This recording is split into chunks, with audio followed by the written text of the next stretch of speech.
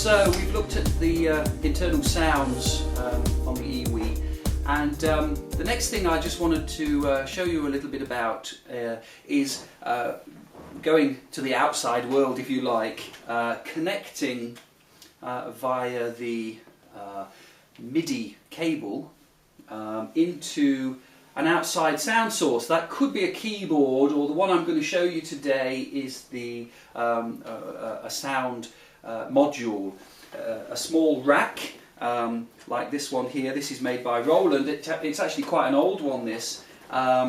It's quite small and compact. It can hold many sounds. Easy to set up. Around the back here there are settings to plug in the power, obviously. The MIDI cable from the EWI has to go to the in socket on the back here. That'll be the same on every piece of equipment.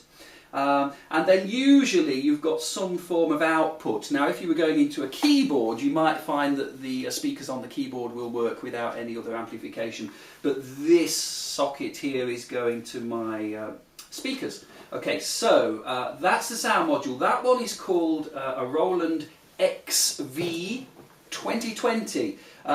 There are newer models of that now.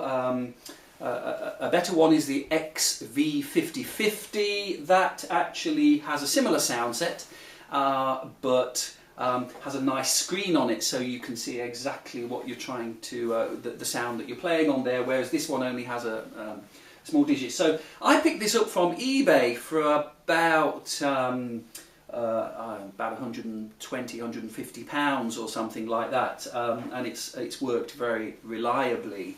And that's the important word now with this particular section of the videos, because before we go on to look at some of the computer sounds, the big point to make about this is that it's a hardware setup, and therefore the reliability is great. This thing switches on and it plays, and that's great. So from a reliability point of view, a hardware box is absolutely great. Now, we say it switches on and it plays. That's not exactly quite true. Now, before you choose to buy one of these, I would be really careful to do a little bit of homework. And again, the best place for you to go to begin with is that Patchman Music website. I think there'll be a link underneath the video. Now the reason for that is there's a page on the Patchman website that shows you the modules, the sound modules that have been programmed especially for, voices have been made especially for the modules. So this is one of the ones that has special EWI programmed sounds to work on this module. Now let me just explain. So there's a little bit of complicated theory going on here, because this idea of MIDI, for those of you that may be not familiar with it, is a way of sending information from one musical instrument, electronic musical instrument, to another one or to a sound module. And we rely on that to be able to use these external sound sources. But within that package of information that gets passed are different types of information. In fact, what we call the control information, there are many. I think the format is open for up to 128 different types of control messages. So this means that this instrument then is not only sending out the note information, it's sending out volume information, pitch bend information, all sorts of different things, and they all have their own little, if you like, their own little strand of information that's going through the MIDI cable. And this is where the EWI falls into a little bit of difficulty, because the EWI depends on breath pressure. Now in the list of controller messages, CCs they're called, CC in MIDI speak. Now, in the language of CCs, the EWI sends out controller number 2 as what we call breath pressure or breath sensitivity. Now then, That's great because it gives us this really expressive form of playing different sounds. The problem is that these guys are nearly always set up to be played by keyboard players. Now on a keyboard you're going to press the key, and then after that point you're probably not going to make too much change to the sound. It's being triggered. Yes, keyboardists have modulation wheels and things that they can make movements on, but the EWI sends out continuous information about how hard you're blowing. It sends out a huge amount of information. This is why some modules or some interfaces fall over, in that they can't cope with the amount of information that's coming out of the EWI. So you need to be careful about the setup in that respect. But choose one of the boxes that Matt has programmed for, you're going to be in with a decent chance. Now let me just show you what the issue is then. So when we plug this in and just, this is just set to a standard sound in here.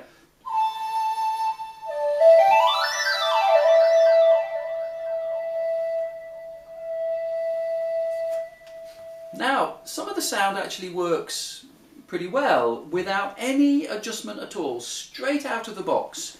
MIDI cable straight into the back of here and off you go. Lots and lots of sounds, but the issue is I can't actually control the volume.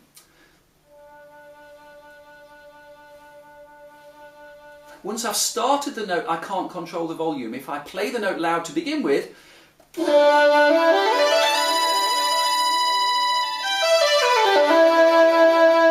I can make kind of the whole phrase loud, but if I want to start soft and make a crescendo, I can't do that because this box is listening for volume or velocity information that comes from a keyboard, not from the information that comes from here.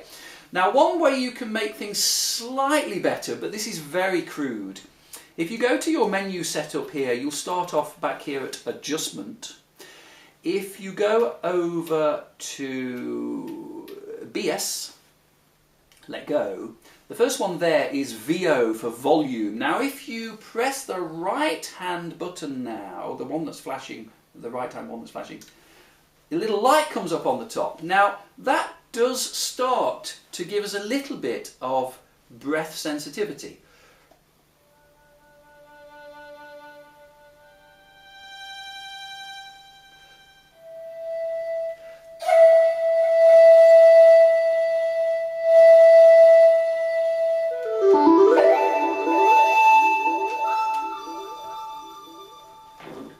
It still doesn't play like it should. I'm going to go ahead and switch that off. It's okay, but it's not the ideal answer. You might find some of the voices work reasonably well like that as a quick, dirty fix. What you really need is those Patchman sounds. He's done sounds for different modules that are going to make this instrument work very well with the EWI.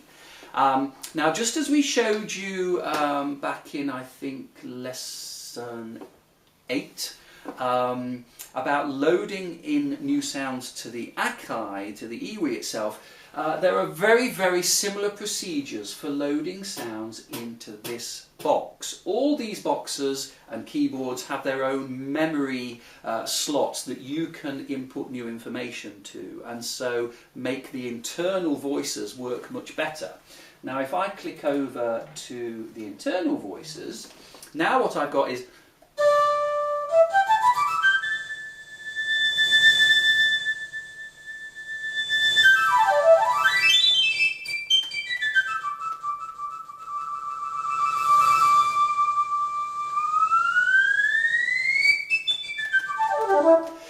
I've got control over the volume. My vibrato now works properly because that wasn't going to work before properly. Even the glide strip on this side is going to work really well. So what I've done is a very similar procedure. With each one of these boxes there's going to be a little program, normally you get it on a disc or download from the manufacturer's website, which allows you to alter the sounds of the box. You'll go and pay your money to the Patchman website, you'll download a file exactly the same way as we did in lesson 8, This time you'll use the software for the relevant box, whichever one you buy, you'll update the box and you'll have a fantastic palette of new sounds. Let me just give you a little quick demonstration here. So for instance, that was a kind of fluty piccolo sound, a sort of oboe sound.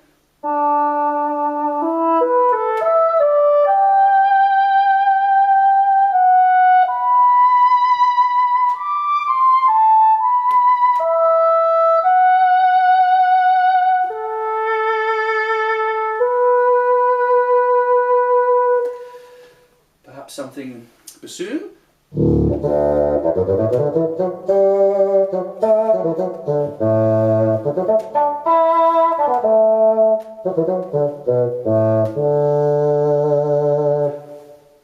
Now I know that some of you bassoonists and oboists are going to be cringing right now, because for a lot of people these sounds, if you really know the instrument, don't sound all that authentic. But if you're playing these in an ensemble situation with other instruments, actually you can get away with quite a lot of these sounds. It's quite useful for show work, maybe in a wind band or something where they're missing an instrument. How about if you have to do a New Year's Eve gig?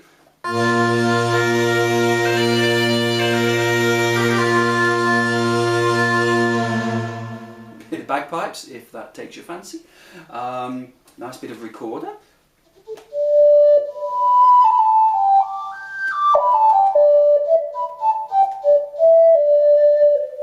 Some of these sounds have got some nice control over the sound, like a panpipe.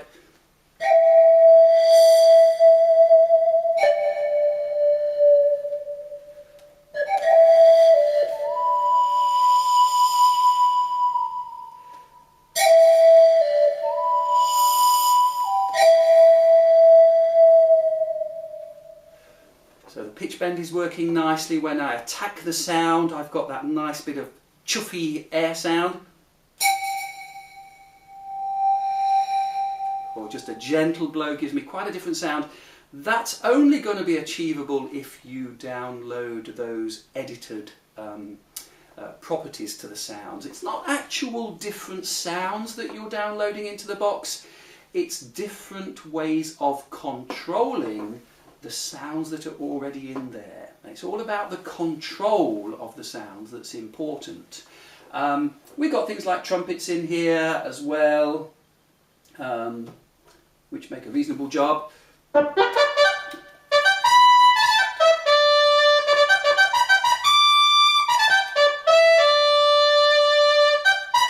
Okay, and excuse me, here we are.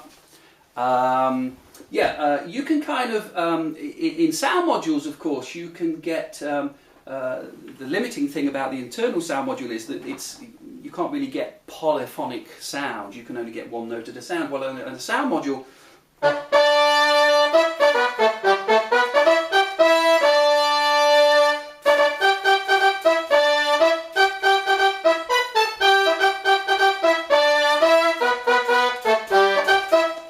so now you've got kind of like a little horn section going on there, a little bit of reverb on that. It'll sound pretty authentic within a band, very responsive, speaks very quickly. Sometimes I like a little bit of harmonica sound.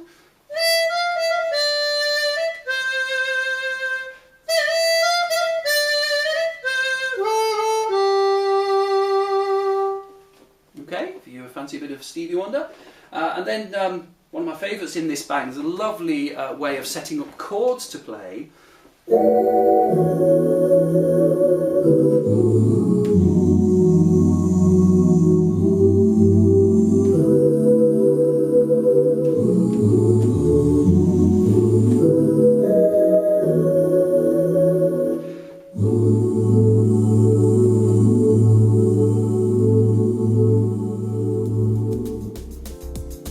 So there it is, a sound module, and the EWI gives you a lot more variation in your sounds. All these demos that you've just heard were all obviously on the fly, as it were. There's no editing, there's no changing at all, so that's simply what you can get straight out of the box. There's lots of stuff out there to experiment with, so hope you have some fun.